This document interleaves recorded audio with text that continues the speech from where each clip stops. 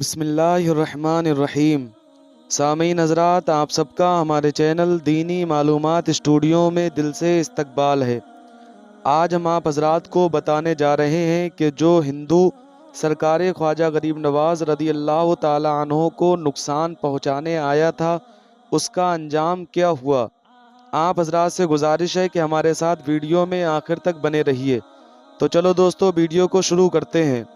حضرات محترم، جب حضرت خواجہ غریب نواز رضی اللہ تعالی عنہ ملتان میں قیام پذیر تھے اور ہندوستان میں آنا چاہتے تھے، اس وقت راجہ پرتھوی راج اور راج ماتا نے یہ میٹنگ کی کہ خواجہ غریب نواز رضی اللہ تعالی عنہ جس علاقے میں جاتے ہیں تو وہاں کے اکثر لوگ غریب نواز کے دین کو اختیار کر لیتے ہیں اور دین اسلام میں داخل ہو جاتے ہیں۔ تو راجہ پرتھوی راج اور راج ماتا نے حضرت خواجہ غریب نواز کو ہندوستان میں نہ آنے دیا جائے ایسی ترکیبیں سوچیں، لیکن ایک دقت ان کے سامنے آ رہی تھی کہ نہ تو راجہ پرتھوی راج نے حضرت خواجہ غریب نواز رضی اللہ تعالی عنہ کو دیکھا تھا اور نہ ہی راج ماتا نے حضرت خواجہ غریب نواز رضی اللہ تعالی عنہ کو دیکھا تھا۔ وہ دونوں سوچ ہی رہے تھے کہ کسی طرح سے حضرت خواجہ غریب نواز کی کوئی تصویر مل جاتی جس کے ذریعہ سے ہم خواجہ غریب نواز کی تصویر ہر جگہ لگا دیتے اور لوگوں سے یہ کہہ سکتے کہ اس آدمی کو ہندوستان کی سرحد میں گھسنے نہیں دینا ہے۔ ابھی اس مسئلہ میں بات چیت چل ہی رہی تھی کہ بھوٹان کے ایک عظیم جادوگر ناتھ نے کہا، اگر چند اچھے مصور اگر مل جائیں تو میں تصویر بنوا دوں گا۔ راج ماتا نے 2 گھنٹے کے اندر 4 مصور بلوا لیے۔ وہ ایسے ماہر فن تھے کہ ایک مرتبہ کسی کو دیکھ کر اس کی تصویر بنا لینے کی صلاحیت رکھتے تھے۔ بھوٹان کے جادوگر ناتھ نے 2 مصوروں کو جوگی اجے پال کے سامنے بیٹھایا اور 2 کو جوگی آنند نارائن کے سامنے بٹھایا۔ اس کے بعد جادوگر ناتھ نے کہا، سب لوگ آنکھیں بند کر لیں۔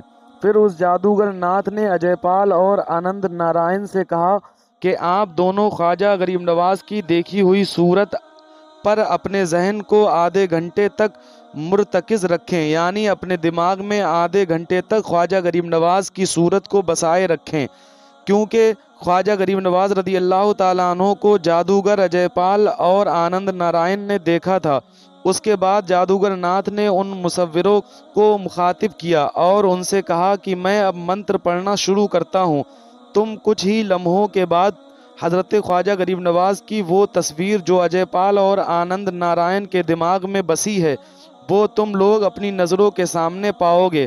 کچھ ہی دیر میں اجے پال اور آنند نارائن کے دماغ میں بسی ہوئی خواجہ غریب نواز کی تصویر ان مصوروں کے سامنے آ گئی۔ تو جادوگر ناتھ نے پوچھا، کیا اب تم تصویر بنا سکتے ہو؟ چاروں مصوروں نے ایک زبان ہو کر کہا، اب ہم اپنے دشمن کی تصویر آسانی سے بنا سکتے ہیں۔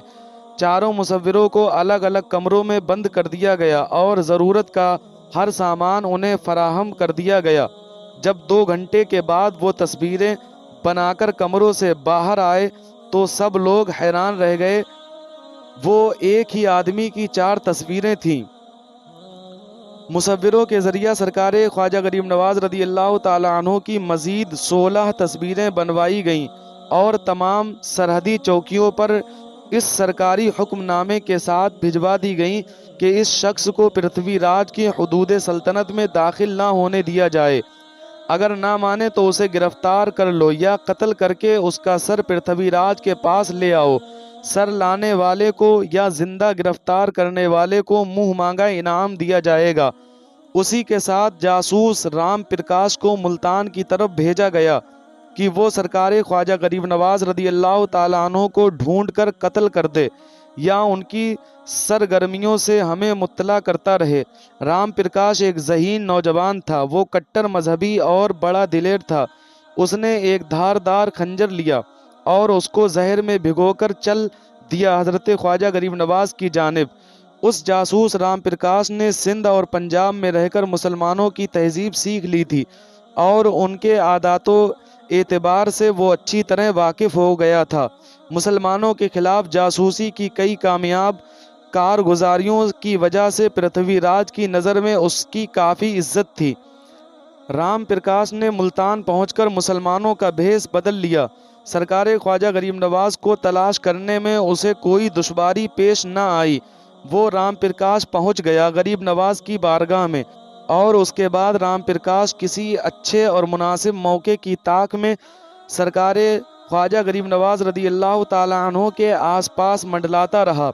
आखिर एक रात आंख बचाकर ये सरकार ख्वाजा गरीब नवाज रदी अल्लाह ताला अन्हो के खेमे में दाखिल हो गया, मगर उसने तवक्को के खिलाफ सरकार ख्वाजा गरीब नवाज को जागता हुआ पाया।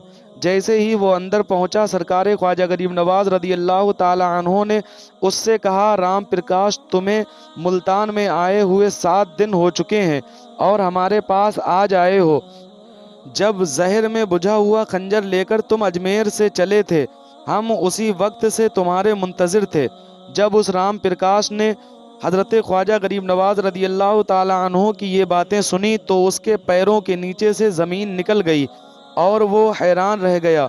मगर उस राम प्रकाश के दिमाग में जो शैतान बैठा हुआ था, उसने राम प्रकाश को हमला करने के लिए उभारा, और राम प्रकाश अपने दिमाग में बैठे हुए शैतान के झांसे में आ गया, और फिर उसने हमले के लिए खंजर लहराया। हज़रत ख्वाजा गरीब नवाज रदी अल्लाह ताला अन्हो ने जब उसके ऊपर अपनी नज़र इनायत डाली तो ख्वाजा की एक ही निगाह ने उसे शल यानी जाम कर दिया। हज़रत ख्वाजा गरीब नवाज ने ज़ेरे लबे तबस्सुम के साथ फरमाया, अरे तुम रुक क्यों गए? पृथ्वी राज, जादूगर नाथ और राजमाता को खुश करने के इस मौके को क्यों खो रहे हो? हज़रत ख्वाजा गरीब नवाज का ये जुमला सुनकर राम प्रकाश ख्वाजा गरीब नवाज के कदमों पर गिर गया और कहने लगा, मुझे माफ़ कर दीजिए, आप तो भगवान के अवतार हैं। सरकार ख्वाजा गरीब नवाज रदी अल्लाह ताला अन्हो ने फरमाया, ऐसा ना कहो राम प्रकाश, मैं अल्लाह का एक नाचीज़ बंदा हूँ और मैं सिर्फ़ एक पैगाम लेकर यहाँ आया हूँ कि हम सब एक खुदा के बंदे हैं। ऊंच नीच की हर तकसीम गैर फितरी है। अपने बनाए हुए बुतों के सामने सर झुकाना इंसानी शरफ का इनकार है। आपने थोड़ी सी देर में राम प्रकाश के जहन को तौहीद के नूर से मुनव्वर कर दिया और वो हल्का इस्लाम में दाखिल हो गया। हज़रत ख्वाजा गरीब नवाज रदी अल्लाह ताला अन्हो ने उसका इस्लामी नाम ज़ियाउर रहमान रखा था, और इस तरह से वो राजा पृथ्वी राज और राजमाता का भेजा हुआ जासूस राम प्रकाश हमारे ख्वाजा गरीब नवाज रदी अल्लाह ताला अन्हो की बारगाह में आकर ज़ियाउर रहमान बन गया। तो दोस्तों, आज की वीडियो बस यहीं तक थी। उम्मीद करता हूँ आप हज़रात को हमारी ये वीडियो ज़रूर पसंद आई होगी। अगर वीडियो पसंद आई हो तो वीडियो को लाइक करें और हमारे चैनल दीनी मालूमात स्टूडियो को अभी सब्सक्राइब करें, क्योंकि हम आप हज़रात के लिए इसी तरह की और वीडियोज़ लेकर हाजिर होते रहेंगे। मिलते हैं अगली वीडियो में, तब तक के लिए अल्लाह हाफिज़।